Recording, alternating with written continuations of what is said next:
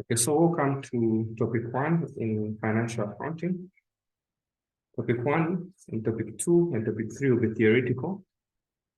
And so you'll be free to ask questions whenever you are behind. So this is for non-accountants, basic accounting. So for you to understand what we are yet to discuss later on, you perhaps need to understand a few basics. So we're going to define what financial accounting is. We'll also describe the purpose of financial accounting. We'll look at the types of organizations and the users of financial accounting information for this first unit. So, to start with, what is to account generally? In your own terminology, you can use a sentence with one word. What is to account? Carol? Account is to what? Okay, take responsibility to give a report to report. You can use any other synonyms. So we're going to look at the genesis of accounting. So accounting actually starts from the Bible in Romans 14, verse 12, which Paul says, "So then each one of us will account of himself to God." So we're going to give a report of how we conduct ourselves on earth to God. So financial accounting is also a biblical concept. Now, there are scholars that have defined financial accounting in different ways. So we're going to look at the definition by the CIMA terminology. So accounting is simply the classification, the recording of monetary transactions of an entity in accordance with established concepts, principles, accounting standards, and legal requirements, and their presentation. So these highlighted terms are very key in understanding what we're talking about. So number one, it is defined as a recording and classification of what? Monetary transactions. So this gives you a picture that we're dealing with monetary form. All transactions are in money. We're not dealing with gold. We're not dealing with any other mode of transaction. There's an issue of classification and recording, which we're going to look at later on today when we look at the ledger accounts. In accordance with what? Established concepts and accounting standards. So we're seeing that this is a systematic kind of a way. There are already established accounting standards that we need to follow. You do not write anyhow. We follow prescribed requirements and also in a prescribed presentation by means of number one, the income statement, number two, balance sheets, number three, the cash flow statements during and at the end of an accounting period. So each of these components of the definition holds a key definition in defining accounting in your syllabus. So by so saying, we're also going to look at what income statements are. We're going to look at what balance sheets are. We're also going to look at what cash flow statements are.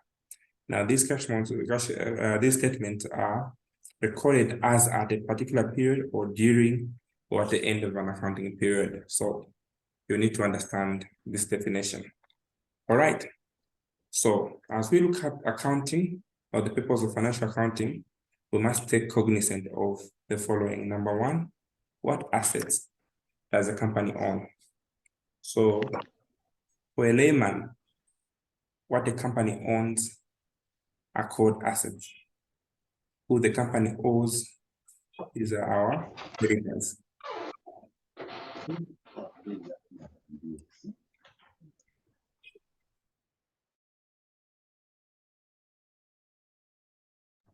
Are we following together? Are we together so far?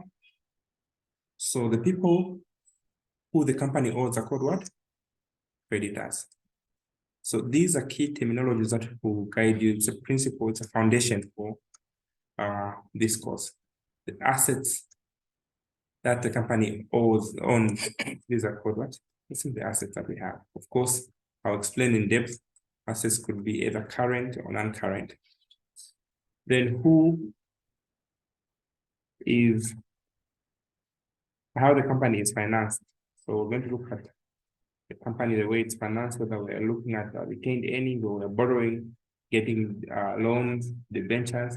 Or maybe if I may ask, how do you think a company is financed? How do you think a company gets its money to start up a business? So a company can be financed by retained earnings, which are profits that are plowed back into a company. A company can decide to borrow from friends and family or banks, depending on the structure or the type of company. We have the performance over time. So we're going to look at the purpose of financial accounting in terms of the performance, where we're going to look at ratio analysis and see the performance of the company with a duration of time, and who does the company owe. Okay, who owes the company? These are called our debtors. Who does the company owe? These are called the creditors. Or sundry payables. Who owes the company? These are called the debtors. So I'm teaching you the basic way of accounting so that you understand the nitty-gritty stuff. When we're talking about debtors, at least you know what we're talking about. When talking about assets, you know what you're talking about. When talking about creditors, etc. Are we together?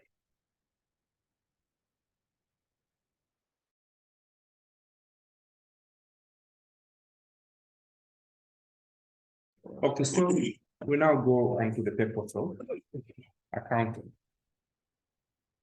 We are now looking at the purpose of accounting. Account information is required for a variety of reasons, such as to fulfill legal requirements, to assist managers to plan, control, as well as making decisions. Therefore, the purpose of accounting gives much information to management so that they're able to make good planning and put up good control measures, as well as making good decisions for the survival of the company. Accounting information is of interest not only to the entity, but also to the users. What we mean here is account information is not only of use to the organization itself, but also the users. Now, the accounting information could be useful to the organization in a way that helps us to plan and control and make decisions. But how about the users, and who are the users of the accounting information? We are going to have a number of users of the accounting information. For example, we have got debtors are also users of accounting information, creditors, lenders, the banks who give us money. The government itself is also a user of accounting information, like the Inland Revenue Authority, like the ZRA. They are all users of information. Each stakeholder has got its own interest in such information from the accounting. For example, the employers, what do you think would be the interest for them to have this accounting information? The employers, the interest definitely would be to know, to secure their jobs, because once the company is doing fine, when they look at the account information and there is good planning, good making of money, their jobs are secured. And then we look at the debtors. The debtors, they are the people who buy goods from us on credit. So they will be interested in knowing how well we are doing, so that they can have a reliable, supply of goods from us. If our company is doing fine, definitely if our company is doing fine, the debtors also be happy for the continual supply of goods from us in the near future. So basically, as we look at these external, we have got both internal users and external users of information.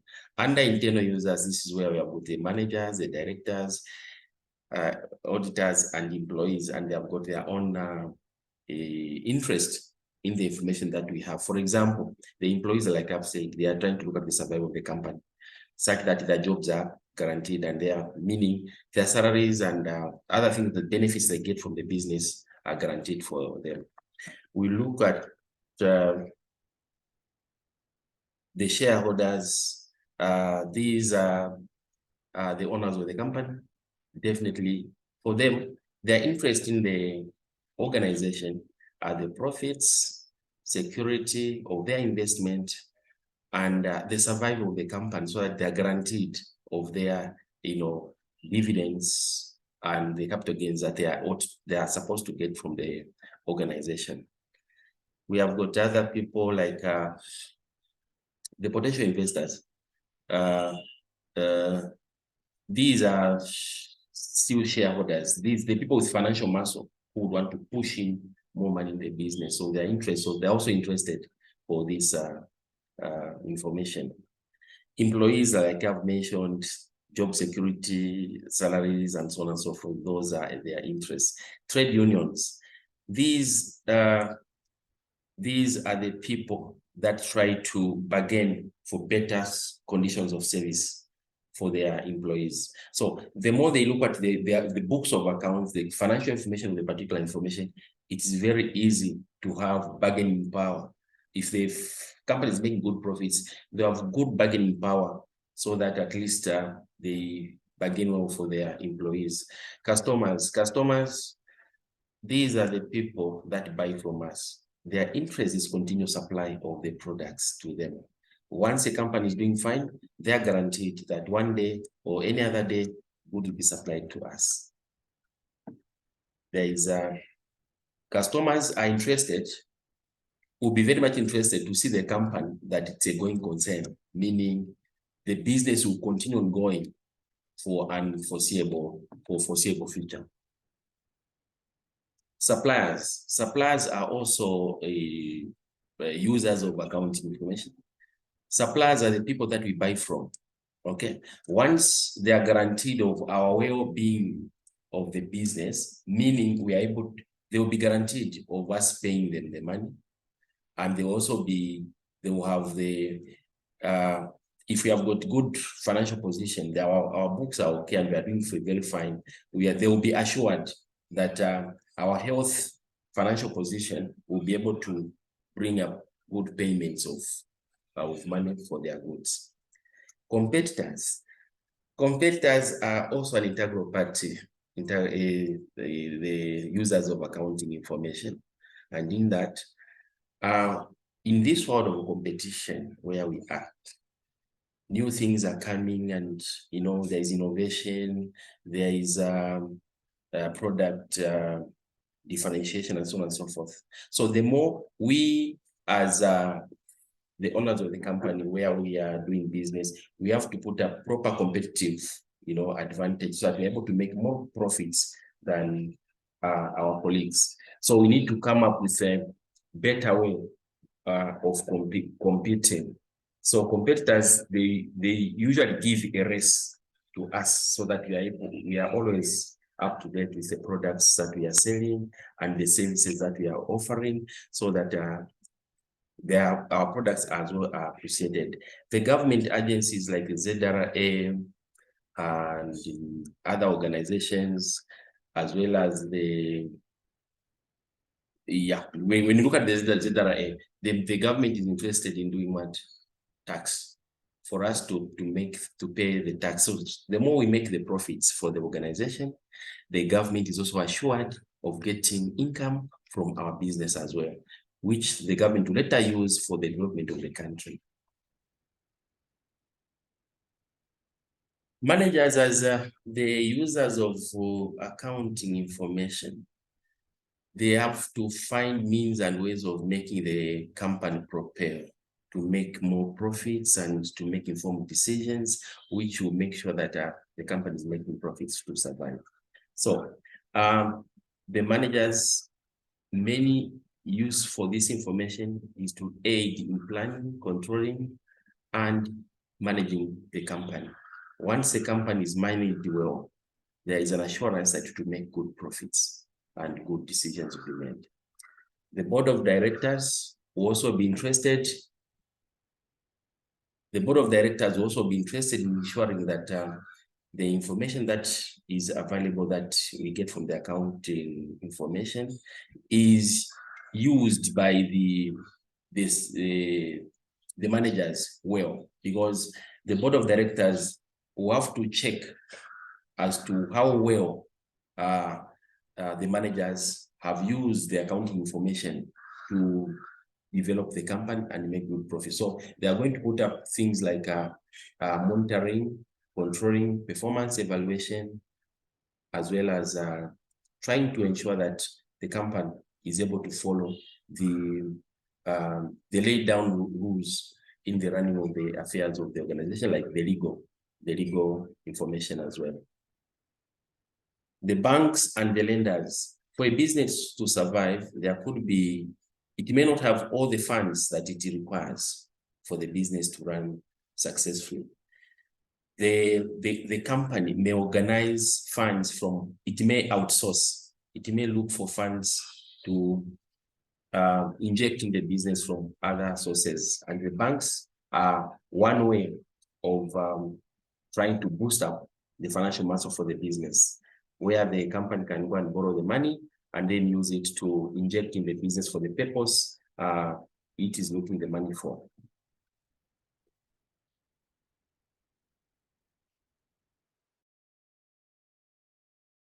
So far, any questions?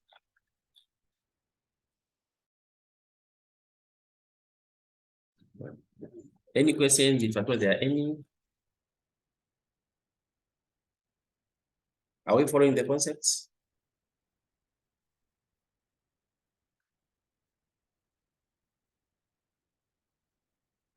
Okay. We're going to look at the... Yes. Any question? No, yes, we are following. Okay, thank you very much if that's the case. We are going to look at the types of business entities. We have got the following as the types of business entities. We have got the sole trader, partnership, company, and corporation. We have to look at what type of business is sole trader. A sole trader, from the word sole simply means one. A sole trader is a business entity which is run by one person, one individual, and should own the business. So we are trying to look at is this, in short, a sole trader is a business owned and run by one individual.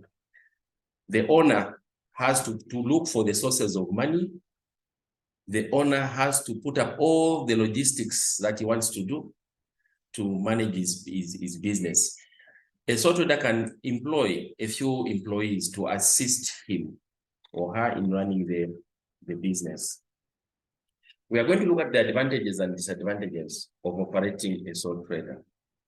So amongst the advantages, we are going to put the advantages and the disadvantages. Amongst the advantages, one, okay, let me put it this way. Let me have people to give me the advantages of sole trader business.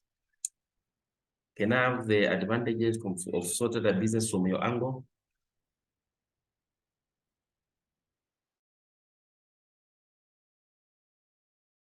Mari, try. Give me an advantage of sole trader. Okay, so it's a sole trader. One of the advantages is that he gets all the profits to himself. Very good. Then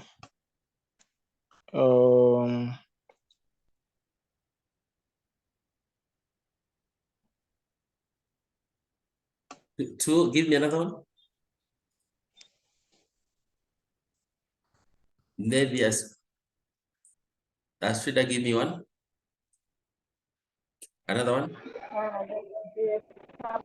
The minimum. Pardon?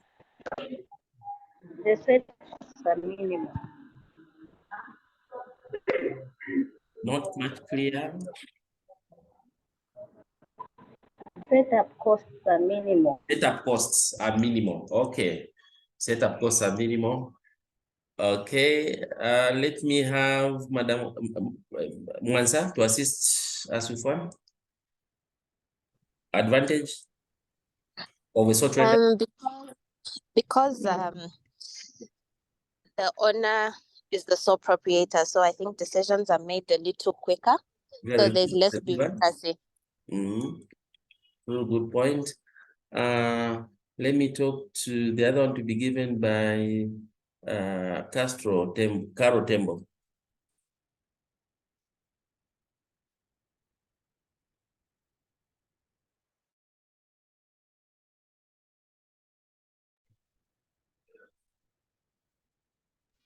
Okay. Okay, the other advantage is that you don't need a lot of capital to Very start good. It's a good a point. business of being a sole trader. Little capital required. The other one is fewer formalities in its formation. Paperwork, yes. Fewer formalities in its formation. Like the other one, the madam said that there is a quick decisions which are made, and they are made quick because you don't need much consultation, because you just come up with your own decisions and then you do you go into your business. Let us go to the disadvantages. What would be the disadvantages? Mwansa, give us one. The first disadvantage I would think of is liability. The owner, being the sole proprietor, has all the liability. So if the business finds themselves in trouble, the owner's property could also be gone after. Unlimited liability, yeah, that's true. Another one, as trader. Disadvantage of sole trader.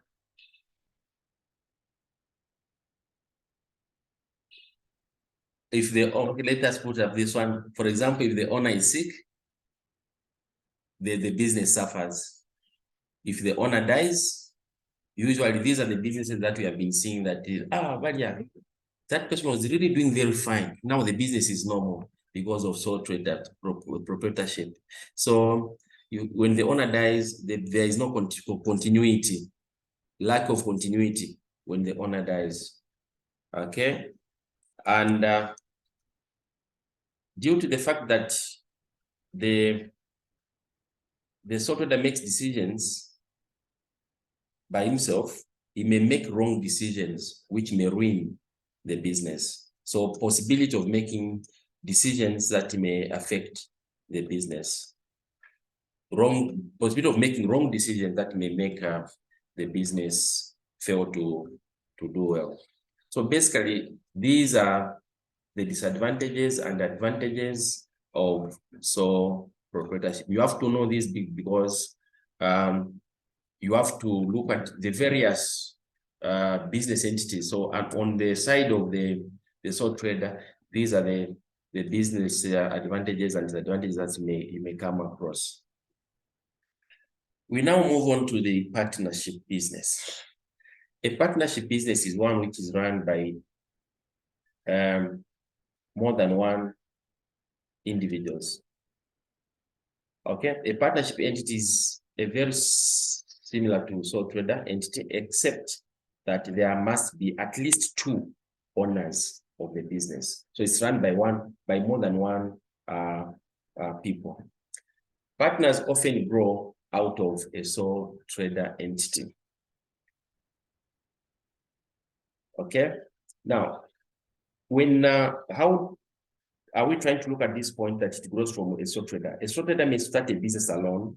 Now that he may be looking for a little bit of capital expansion in it, when the business is expanding, he would need more capital. Then he may engage other people or friends to come together and then merge up the capitals to boost up the capital, the financial muscle.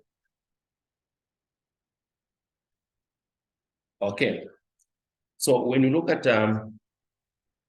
the partnership business, the partnership business should not just be started without any formal, agreements ways on how to be run. So when trying to come up with a partnership business, partners must agree in writing. And this agreement is what is called a partnership agreement, where they will stipulate the manner in which they would want the business to be run. This partnership agreement is also called a partnership deed. A partnership deed will contain information that is going to be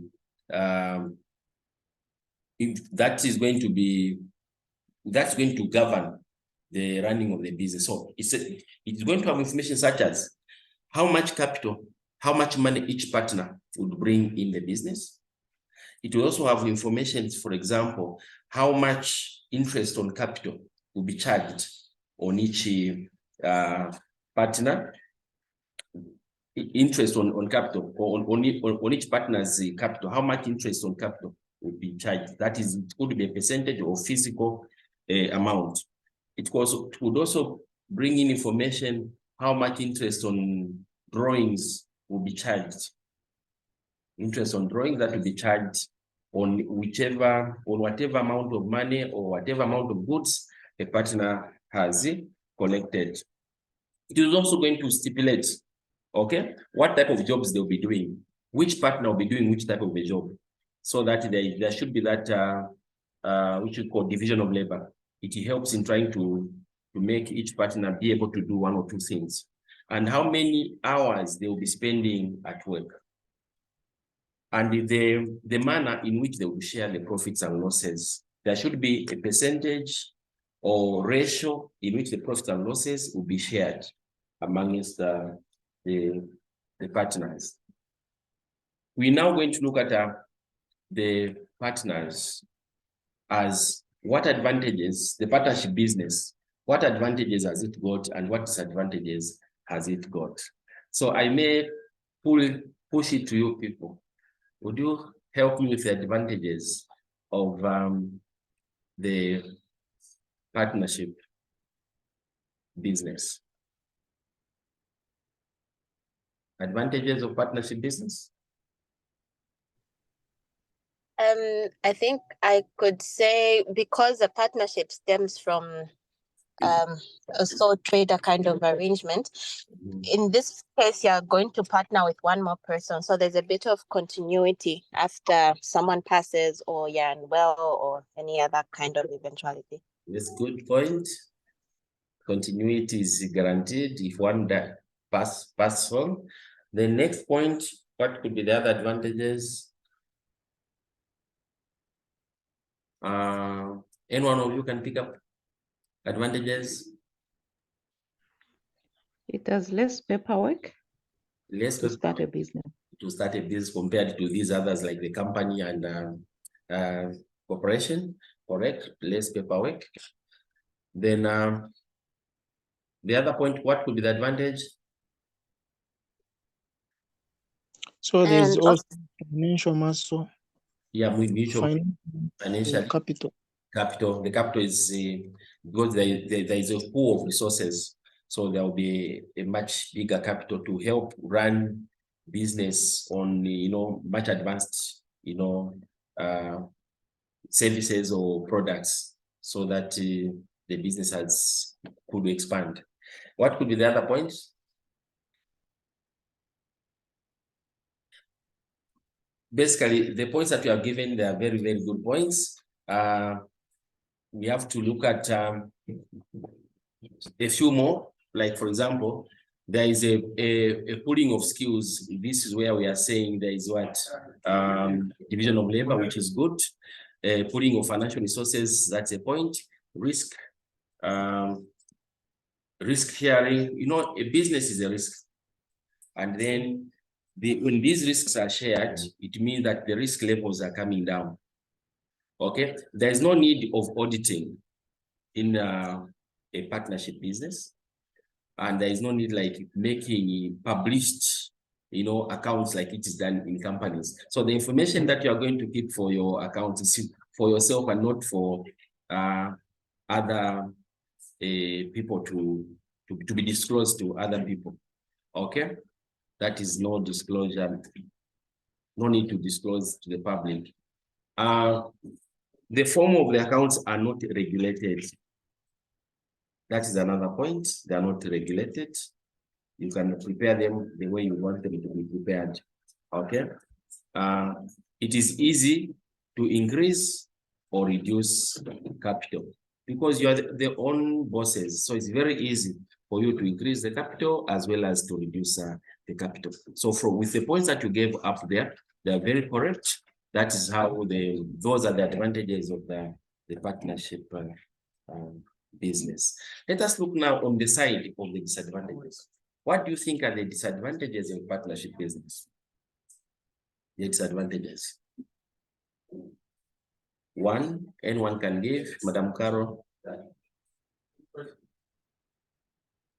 Disadvantages of partnership business. Ms. Mwansa.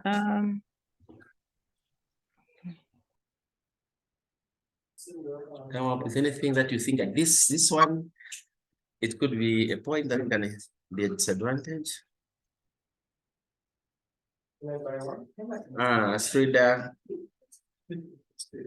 anyone who can participate and then give some. Okay, let me come in a bit. We are going to look at unlimited liability. Okay, partners personally are responsible for the business liabilities. When the company falls, the partners have got unlimited liability, meaning even their personal belongings will be collected from their homes. When the creditors go to courts of law, and then all the monies that the company are used to pay the creditors, and part of it is still remaining. Creditors, the bank, when the creditors go to the courts of law, the courts will order the bailiffs to go to the partners' homes and collect all what is available, vehicles, personal belongings, houses, and then sell them off to pay off the creditors. So they have got unlimited liability. Okay. Then the other point that is the disadvantage on the partners is partnership ceases and a new one starts whenever a partner joins or leaves the partnership. So when someone ceases or someone leaves, definitely there should be a new partnership arrangement that's going to be brought down. Now, these will bring about continuity. Quite okay, maybe there, for example, if a new partner comes in, but you need to start redrafting new agreements here and there. Okay. Owners and the partnership are treated as one and the same. This is the point we are trying to look at unlimited liability. There is no separate legal entity between the partners and the business. Okay, not easy to sell a partnership business. So there's a disadvantage of uneasiness of not selling, the point is not being easy to sell the partnership business. So the partnership business cannot easily be sold. Okay, so basically these are amongst the major disadvantages on partnership business. Any question on this?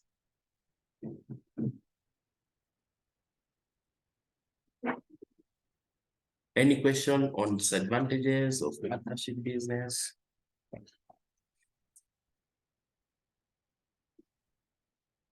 Okay. Okay, if there are no questions, we can now go to a company. What is a company? Okay, we now need to look at the definition of a company. A company may be defined as an association where two or more persons come together for a common business goal. That's what a company is. So two or more people would come together with a common intention, a common goal of doing business and make profit. So you form up a company. A company is termed as a separate legal entity. What it means here is that the shareholders, the owners of the company and the business will be treated as two separate beings. Okay, in case the company goes into liquidation, the the shareholders, they will only lose out the capital that they contributed, but no personal belongings from their homes will be collected because of the business and its owners are separate. So meaning the shareholders have got limited liability. Then when you look at the company, consequently, the liabilities of a company cannot be extended to its shareholders. The liability of the shareholders is limited. This is the point that I've already mentioned on this. So when you look at these 3 points, we are saying a company is made of 2 or more people who have got a common goal, and that the partners, the shareholders and the business are treated as separate legal entity, meaning the owners and the business are not one, they are separate. Then there is the limited liability there, which the shareholders enjoy. The shareholders enjoy limited liability, meaning no personal belongings will be collected from their homes. Okay. Let us now look at the formation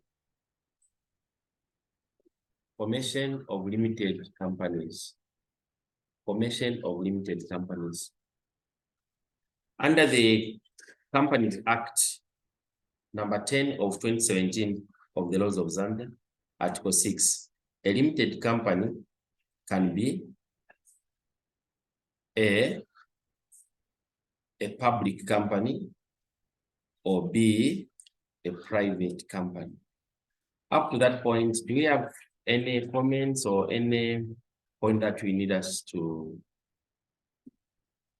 clarify? We are now on the forms of companies. We are on a public company and private company. Now, I mean on the top part there, any challenge that is there that we need to go through again? Okay, so we are trying to look at a public company as well as a private company, which can be, so the private company can be limited by shares, can be limited by guarantee, or can be unlimited company. Okay, so a private company, it has those 3: limited by shares, meaning you are only limited up to a certain number of shares, limited by guarantee, and unlimited company. Let us now look at the formation of a limited liability company. Formation of limited liability company. We look at the private company. This is a private company is a registered company formed and owned by individuals other than the public. So it's just owned by the individuals other than the public. Bullet 2, its name will always end with the word limited. Its name will end with the word limited. That is always for private company. The minimum number of directors and shareholders required for a private company is 2. So this is the minimum number of directors or shareholders required for a private company. Private companies do not invite the public to buy their shares or debentures.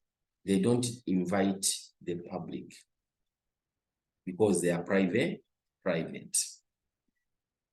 Only the public invites. So this one is a private. So it only has it does not advertise its shares to the public. So these are the points that you need to know on a private company. And we look at the forms of limited companies. Forms of limited company. We go to public company.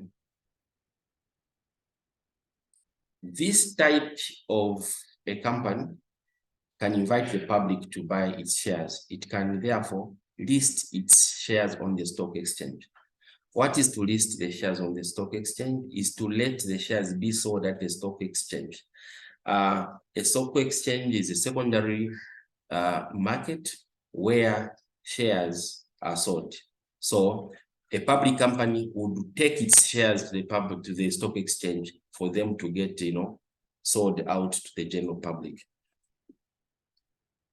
Public limited companies states in the formation of a public limited company, there should be an articles of association that should be drawn, which is sent to the registrar of company. And this document, the public limited company, will end with the word PLC at the end. Note that limited is only for private companies, and public limited companies, it's PLC. And the public limited company, it has a share capital, and its authorized minimum capital is 1 million. Now, for a public limited company to start running the business, it has got an authorized capital of 1 million. What is an authorized capital? Authorized capital is the amount of money that a company is allowed to raise. So the minimum it can raise there is 1 million for it to start its business. It has the capacity of entering into any business activity unless restricted by its articles. Okay, so there the point we are trying to stress there is the minimum capital for a public limited company. It is 1 million. If a public company winds up, its assets are not sufficient to cover its liabilities. The liability of the shares is limited with the amount left up unpaid on their shares. Remember, shareholders buy shares in a company by way of contributing, paying up for the shares. Now, when the company winds up, the unpaid amounts on the shares, it's the only amount that the shareholders are bound to pay, so that once they pay, then they're off the problem. Meaning only the capital contribution is what the shareholders will lose out. No personal belongings will be collected from their homes because they enjoy what is called the limited liability. Any questions up to that point? Hello, are we there?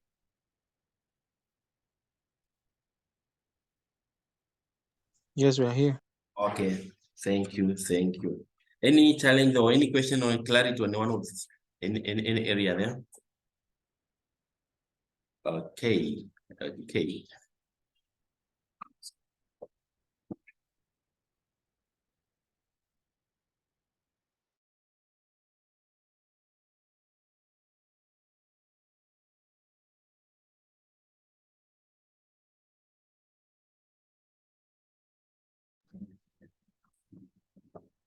Okay, let us now look at the advantages of limited liability companies. Advantages of limited liability companies are: one, there is limited liability itself, meaning no loss of personal belongings in case the company winds up. Two, it is easy to raise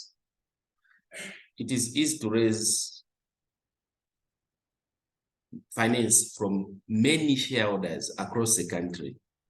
For example, if it's a public limited company, you can raise money from all sorts of people across the country who are interested in buying shares from your company.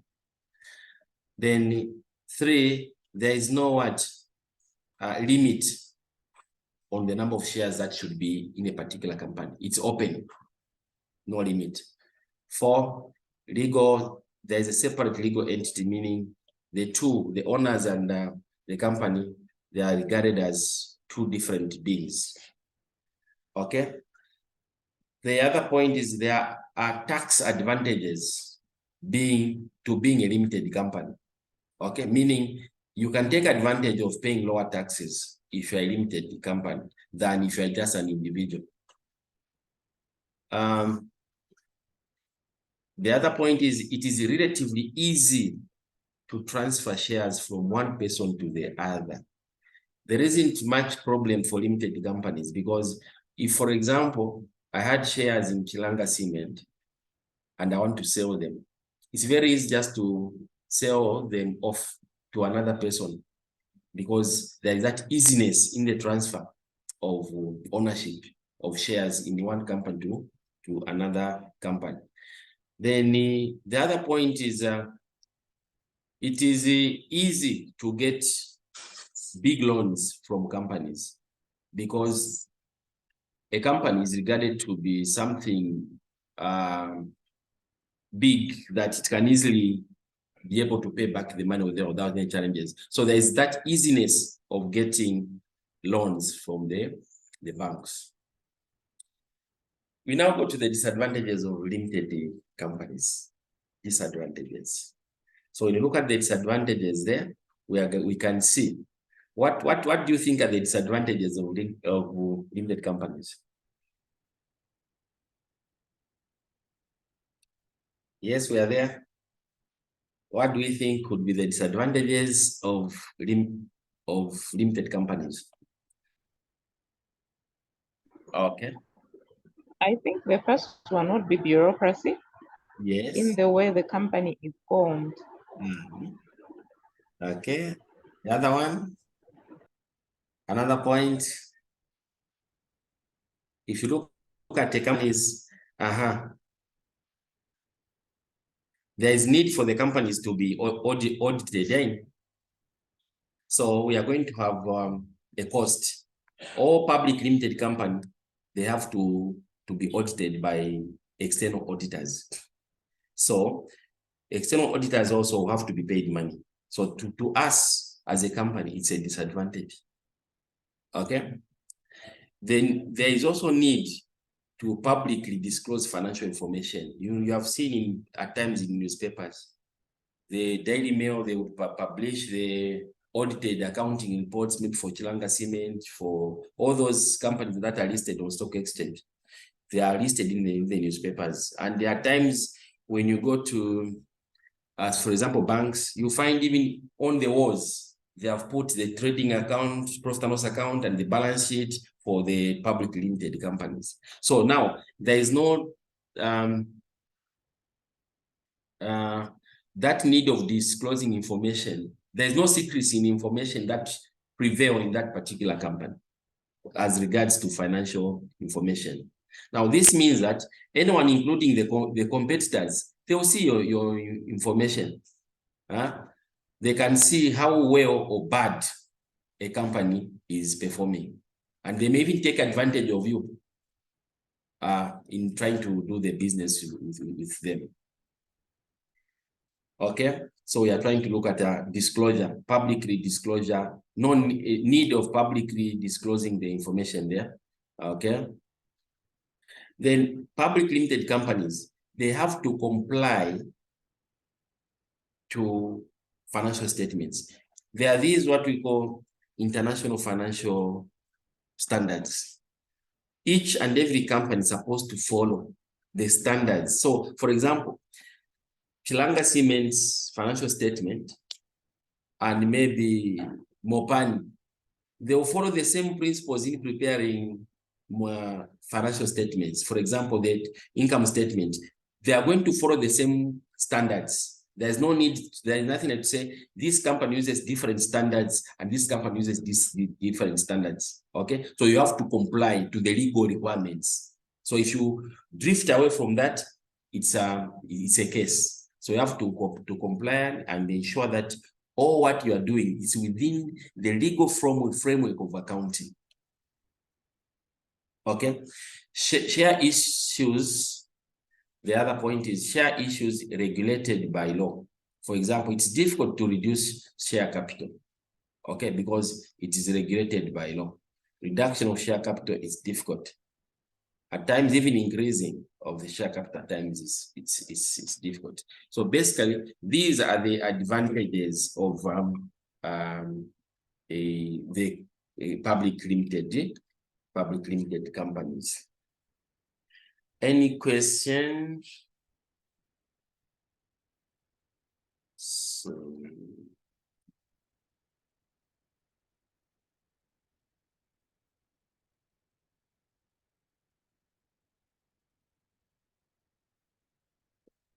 so we've looked at a few things on what we've been discussing. We are going to just a little bit look at the difference between financial accounting and management accounting. You see, financial accounting is the information that is usually prepared for both internal and external users. While management account, and in preparing financial statements, you are supposed to use international financial standards. While in management accounting, this is the information that is used for management purpose only. So the two is financial accounting for both internal and external. Management accounting is only for internal use. So basically, that's you may come across the difference of financial accounting and management accounting. Is for those are a few differences. Any question on the two? Financial accounting and management accounting. Of course, we are dealing with financial accounting, but you may come across something on management accounting. So I just wanted to make a clarity on the two pieces of information. Financial accounting is only for internal, for both internal and external users. While management accounting is only for internal, no external users use management accounting information. Any point of clarity on that one? Okay.